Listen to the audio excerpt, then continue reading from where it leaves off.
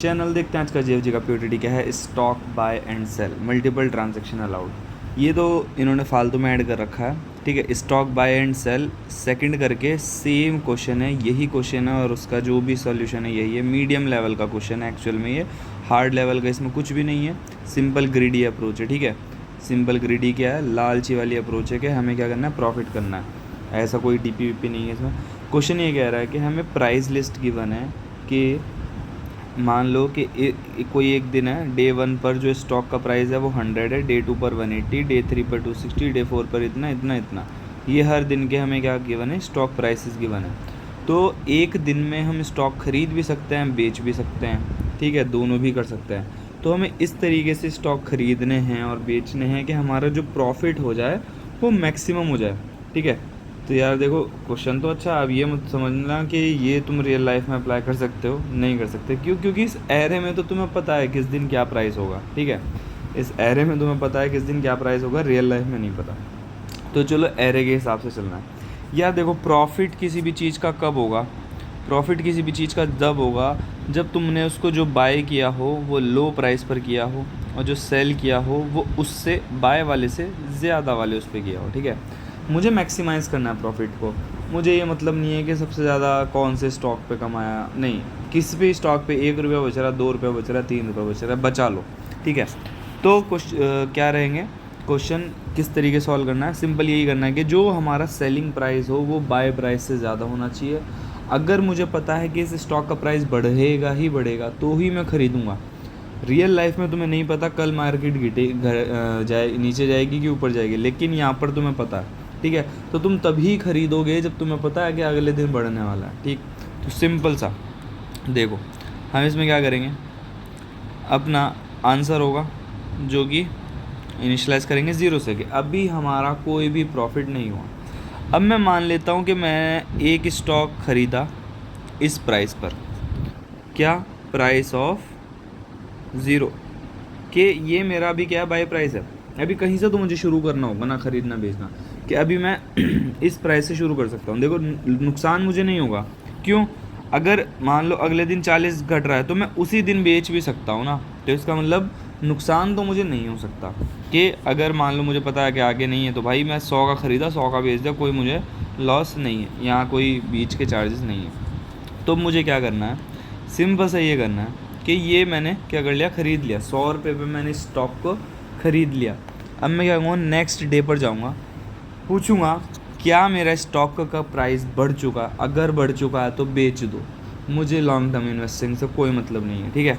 मैं क्या करूँगा, फॉर लूप चलेगा i=1 से लेकर या i=0 से लेकर i<n तक और i++, ठीक है, i<i++।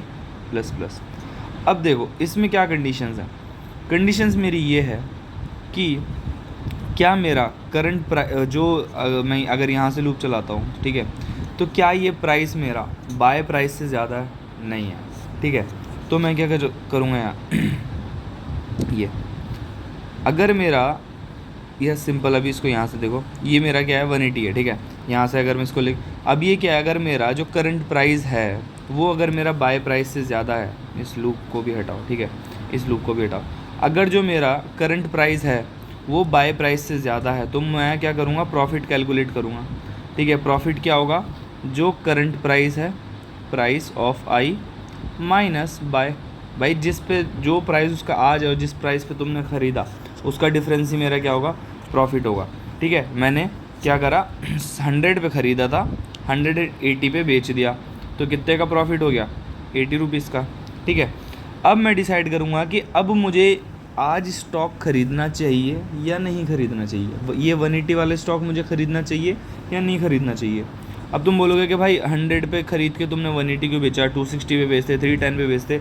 यार देखो बात सेम है, अगर मैं 100 पे ख़रीद के 180 पे बेच देता हूँ, फिर 180 पे ख़रीद के 260 पे बेच देता हूँ, तो जो इसका डिफरेंस है वो इन दोनों के डिफरेंस के सम के इक्वल आएगा। तो नॉर्मल ग्रीडी से चलते हैं, ठीक है। तो हमने क्या करा, 100 पे ख़रीदा, हमने चेक करा जो करंट प्राइस है वो 100 से ज़्यादा है, तो हमने क्या करा भाई, प्रॉफिट कैलकुलेट कर लो और उसको बेच दो, ठीक है, बेच दिया। अब देखो कि क्या मुझे अब करंट स्टॉक को ख़रीदना है, करंट स्टॉक को तभी खरीदो जब तुम्हें पता है अगले दिन स्टॉक का प्राइस बढ़ने वाला है। तो ये देखेगा क्या अगले दिन स्टॉक का प्राइस बढ़ने वाला है, बोलेगा हाँ, तो बोलेगा ठीक है, ठीक है, वो बोलेगा ठीक है, अगर बढ़ रहा है तो मैं उसको क्या करूँगा, बाय करूँगा, ठीक है, तो मैं इसको क्या करूँगा, बाय करूँगा। तो हमारा जो फॉर लूप था आई इक्वल्स टू से लेकर एन तक, ठीक है, उसके बाद हमारा क्या होगा, हमने क्या कर लिया कि अगर बढ़ा था तो हम क्या करेंगे, उसमें आंसर में प्लस कर देंगे क्या, प्रॉफिट को, answer plus is equals to profit. अब मुझे देखना है कि मुझे उसे बाय करना है या नहीं, तो उसके लिए एक मेरा लूप चलेगा while i less than n, ठीक है। मुझे कब बाय करना है, सिर्फ एक कंडीशन पे बाय करना है, जब मेरा जो नेक्स्ट डे का जो मेरा उसका स्टॉक का प्राइस है, अपकमिंग स्टॉक का प्राइस मतलब prices of I plus one, वो बड़ा है प्राइसेस ऑफ आई से। भाई अगर कल उसको स्टॉक का प्राइस बढ़ेगा तो ही मैं ख़रीदूँगा ना, बोलेगा हाँ भाई सही बात है। तो बस ये क्या करेगा, क्या 260 इससे बड़ा है, हाँ तो 180 पे इसको दोबारा बाय कर लो, और 260 इससे बड़ा था, हाँ तो 260 पे उसको क्या करो, बेच दो। तो इन दोनों का डिफरेंस क्या आया, फिर से 80, ठीक है। अब आई की वैल्यू मेरी क्या आई, 260 पर। क्या 260 पर मुझे स्टॉक को ख़रीदना चाहिए, वो कौन बताएगा, मैं चेक करूँगा नेक्स्ट वैल्यू से, क्या नेक्स्ट वैल्यू मेरी 260 से बड़ी है, हाँ तो भाई यार फ़ायदा ही फ़ायदा है, 260 पे खरीदो, 310 पे बेच दो, 50 का प्रॉफिट, ठीक है। अब पूछूंगा क्या मुझे 310 पे ख़रीदना चाहिए, वो मुझे अगले दिन का प्राइस बताएगा 40, कि यार अगले दिन का प्राइस है 40, तो मुझे 310 पे नहीं ख़रीदना चाहिए, तो मैं इस पर नहीं ख़रीदूँगा। अब मैं 40 पर आया, क्या मुझे 40 पर ख़रीदना चाहिए, बोलेगा भाई अगले दिन का प्राइस चेक करो, अगले दिन का प्राइस है 535, बोलेगा हाँ भाई ख़रीदना चाहिए, प्रॉफिट कितने का हो जाएगा, 495 का, ठीक है। फिर ये 535 पाएगा, क्या मुझे ख़रीदना चाहिए, बोलेगा हाँ भाई ख़रीदना चाहिए, ठीक है। तो अब यहाँ पर आया तो बोलेगा क्या ये मेरा प्राइस ख़रीदे हुए प्राइस से ज़्यादा, बिल्कुल ज़्यादा है, तो मुझे क्या हो जाएगा, प्रॉफिट हो जाएगा कितने का, 695 माइनस 535, तो मुझे कुछ 160 का यहाँ पर प्रॉफिट हो जाएगा। तो टोटल प्रॉफिट मुझे कितना हो जाएगा, 865। ये नॉर्मल सा है, ठीक है, बहुत ही सिंपल सॉल्यूशन है। सिंपल है कि हमने क्या करा, 100 पे बाय करा। अब हम हर जगह चेक करेंगे, ठीक है। अब देखो क्या करंट, अब 100 पे बाय किया, क्या 100 पे बेच के मुझे प्रॉफिट हो रहा है, नहीं हो रहा है, ठीक है। तो मैं आगे जाऊँगा, क्या इसका प्राइस 180 जो इसका प्राइस है मेरा 100 से ज़्यादा है, हाँ ज़्यादा है, तो ऐड कर दो। अब देखो कि अब मुझे यहाँ पर ख़रीदना चाहिए या नहीं चाहिए, ठीक है। फॉर एग्ज़ाम्पल अगर यहाँ पर 30 होता, यहाँ पर 20 होता, ठीक है, तो अब मुझे यहाँ पर ख़रीदना चाहिए या नहीं चाहिए, ठीक है।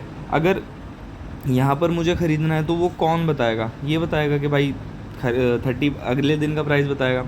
बोलेगा नहीं यार मत ख़रीदो, नुकसान हो जाएगा, आज 180 है कल 30 है, तो बोलेगा ठीक है, जब तक मुझे अगले दिन का प्राइस बढ़ता हुआ नहीं दिखेगा तब तक मैं नहीं ख़रीदूँगा।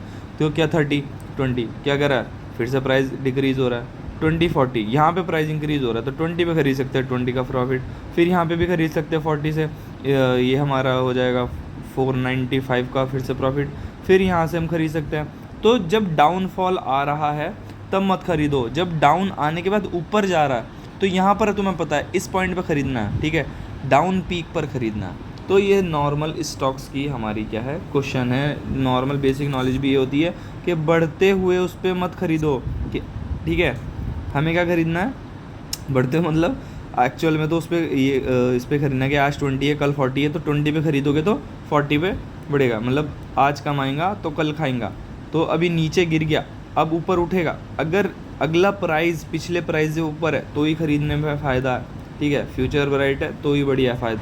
तो यहाँ पर उसका कोड देखते हैं, तो ये हमारा सॉल्यूशन है। इसमें क्या करेंगे भाई, एन ले लो, इसका साइज़ पूरा रहेगा, ठीक है। आंसर डिक्लेयर कर दो 0 कि अभी मुझे कोई प्रॉफिट नहीं हुआ, और मैक्सिमम जो मेरा हो सकता है 0 ही मान लो, कि अगर कुछ भी प्रॉफिट नहीं हुआ तो 0 ही होगा, कि भाई मैं स्टॉक खरीदूँगा ही नहीं अगर मुझे लॉस ही होना है तो, ठीक है। अब क्या होगा कि भाई चलो मान लिया कि मैंने 100 पे स्टॉक ख़रीदा, अब फॉर आई को 0 से लेके less than n i plus plus तक ही हमारा चलेगा। अब बोलेगा price of i less than i, अगर 100 से शुरू करूँ, क्या जो 100 मेरा लेस देन 100 है, नहीं है, तो चेक करेगा, तो हमारा प्रॉफिट अभी कितना हुआ, 100 का हुआ, ठीक है। प्रॉफिट कितने का हुआ, प्रॉफिट कितने का, 100 माइनस 100 0 का हुआ, कि अगर मैं इसी दिन पे ख़रीद के इसी दिन बेच देता हूँ तो मुझे क्या होगा, प्रॉफिट 0 का होगा। अब देखो कि ख़रीदना कब है, जब अगला प्राइस बढ़ा हो। तो अब देखो क्या मुझे वापस से ख़रीद लेना चाहिए इस 100 वाले को, क्योंकि अगला प्राइस बढ़ा हुआ कि हाँ 100 पे ख़रीदो, ठीक है।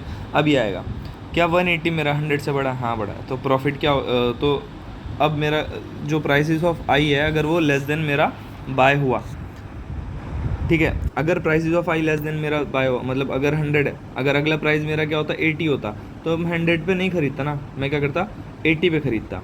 अगर ये 30 होता तो मैं 30 पे ख़रीदता। अब ये 50 होता तो भाई मैं अब यहाँ पर बेच देता, ठीक है। तो ये सिंपल कि अगर मेरा अगला प्राइस पिछले प्राइस से छोटा है तो भाई मैं कम प्राइस पे मैक्स मतलब मिनिमम प्राइस पे ख़रीदना चाहूँगा, ठीक है। अगर जो मेरा प्राइस है करंट प्राइस अगर मेरे बाय जिस पे मैं ख़रीदने की सोच रहा था उससे छोटा हुआ तो मैं उसी पे ख़रीदूँगा भाई जो सबसे कम प्राइस है, ठीक है। अगर 100 था फिर ये 80 आया, 80 क्या 100 से छोटा है तो मेरा बाय प्राइस क्या हो जाएगा 80 हो जाएगा, ठीक है, कोई दिक्कत नहीं। अब क्या अगर नहीं है, मतलब अगर वो उसके इक्वल से बड़ा हुआ तो क्या होगा, हम क्या करेंगे प्रॉफिट कैलकुलेट करेंगे, 180 माइनस 100, 80 हमारा क्या हो गया प्रॉफिट हो गया, ठीक है। अब वो चेक करेगा कि अगर मेरा price of i less then price of I plus 1 है, अगर अब 180 मेरा 260 से छोटा है तो मेरा बाय प्राइस ही हो जाएगा 180, ठीक है। बाय प्राइस क्या हो जाएगा 180 हो जाएगा और ये वाला लूप ख़त्म और फिर ये वापस आएगा तो फिर से चेक करेगा तो फिर प्लस 80 हो जाएगा प्रॉफिट, सेम इस वही सेम एल्गोरिदम सेम सब कुछ, ठीक है। तो सेम चीज़ चलेगी। अब हमें इसको क्या करना है सबमिट करना है और यही हमारा प्रॉब्लम का सॉल्यूशन था, कहीं से कहीं तक भी कुछ हार्ड सॉल्यूशन नहीं था, ठीक है। आई होप आपको प्रॉब्लम अच्छे से क्लियर हुई हो। मैंने पहले भी इसके ऊपर वीडियो बना रखी है बट मैंने सोचा शायद अब मैं थोड़ा और बेहतर से तरीके से समझा पाऊँगा। तो चलिए इस साथ वाइंड अप करते हैं गाइस। अगर वीडियो पसंद आई हो तो please make sure to subscribe the channel, like the video, comment करो समझ आ रहा है नहीं आ रहा है, जो भी है जैसा भी फील कर रहे हो फ्री फील करो कमेंट करने में।